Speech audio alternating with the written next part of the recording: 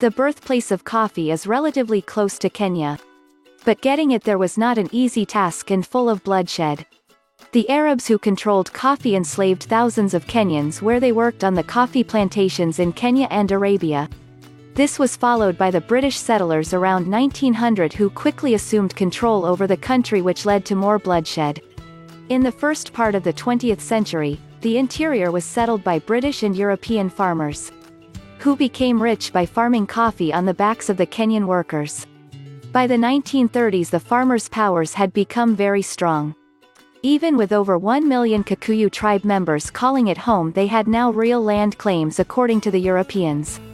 To protect their interests, the wealthy Europeans banned them from growing coffee, introduced a hut tax and gave them less and less for their labor. The Kikuyu were forced to leave their land and go to the cities in order to survive.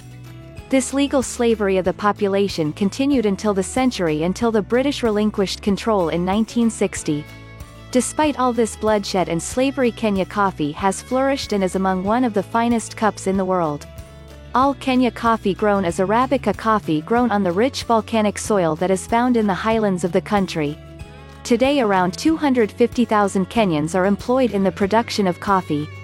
Most are produced by small landholders that are members of cooperatives that process their own coffee.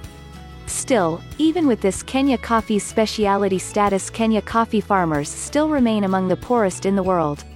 In 2001 a farmer producing 1,007 kilograms crop would only earn 20.14 for his labor. That same coffee is available at specialty stores for $10 plus per pound. Recently Kenya farmers have introduced the Ruiru 11 hybrid plant, and it is causing concern amongst true Kenya coffee lovers. This is because it may lack the traditional Kenya coffee attributes that coffee aficionados love. The Kenya Coffee Board is trying to promote Ruiru 11 as an alternative to the farmers, but their efforts are overshadowed by the rumors that it tastes like a low-grade coffee from a different country.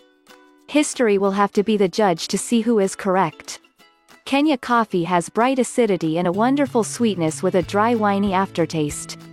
A really good Kenya coffee will also have a black currant flavor and aroma.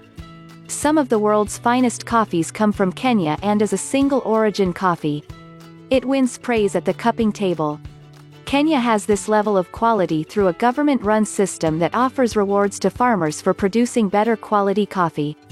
This policy has led to steady improvements and consistent improvements in the quality of the cup. Each lot of Kenya coffee, if it is from a large farm or a small co-op, has to undergo rigorous testing for quality by the Coffee Board of Kenya.